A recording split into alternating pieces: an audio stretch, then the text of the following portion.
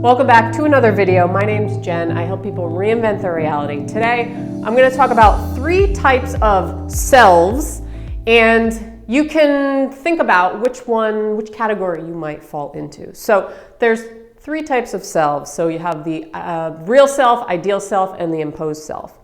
And the difference between these are that the real self is who we truly believe we are, who we are. And a certain set of beliefs that we have ingrained in us. This is the most comfortable, the most authentic out of all 3. The next one is the ideal self. So this is who we strive to be, who we would like to be, but we don't feel like we are that person yet. And the last one is the imposed self. So this is based on a set of beliefs and dogmas and things and structure in your life about how other people want you to be. So it begs the question to ask yourself, which of these 3 categories are you fitting in right now? Are you your real self? Are you stepping into the shoes of your ideal self, who you would like to be, who you want to be? Or are you still sitting in that place of the imposed self? Now, the imposed self is something that someone we fall into a lot of times through just growing up, ingrained beliefs, patterns, society, parents, friends, family. It creates this person, and it creates a mismatch between, who we really are and who others want us to be. And we often accept the role of just being the person who others want us to be because we're scared. It's based out of fear. We're scared of opening ourselves up and actually being us.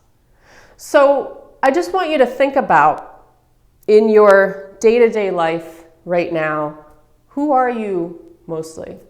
Do you feel like you're truly yourself, completely comfortable with yourself, and you're living by your own ideals and your own belief systems? Or do you feel like you are envisioning somebody and you're stepping into that role slowly but surely, that ideal self, who you would like to be? And also ask yourself, okay, if my ideal self, who I want to be, why am I not that person? Is it because it's a disconnect between who I want to be and who I actually am? So this can get a little tricky. And then, or am I the person who is just living for other people all the time? Am I living for other people, or am I living for myself?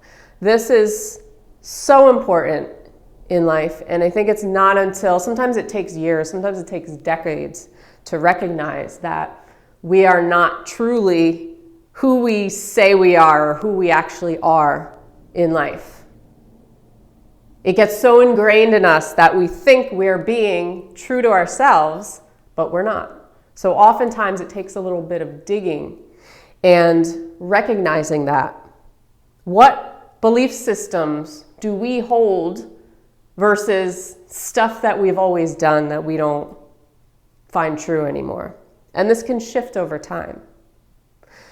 So being authentic it's a tricky thing because it exposes us to outside influences. It's like going outside without a jacket on when it's 20 degrees outside and snowing.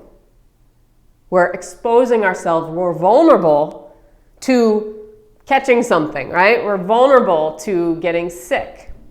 It's the same with life. It's the same with life.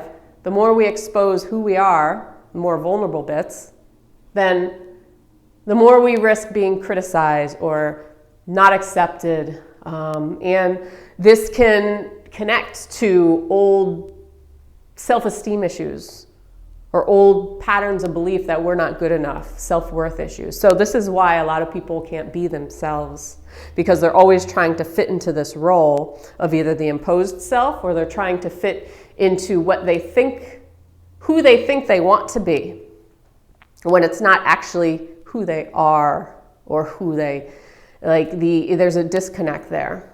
There's a disconnect. So I want you to just recognize it and take some time to think about it. Where are you out of these 3? Where are you living your life? And if you're still in that imposed self, why do you feel stuck, or why do you feel like you can't be who you really are. So that's it for me today, guys. I hope you have a great day. If you haven't done so, please subscribe. I put out new videos every single week. And give us a thumbs up. And I will see you on the next one. So peace.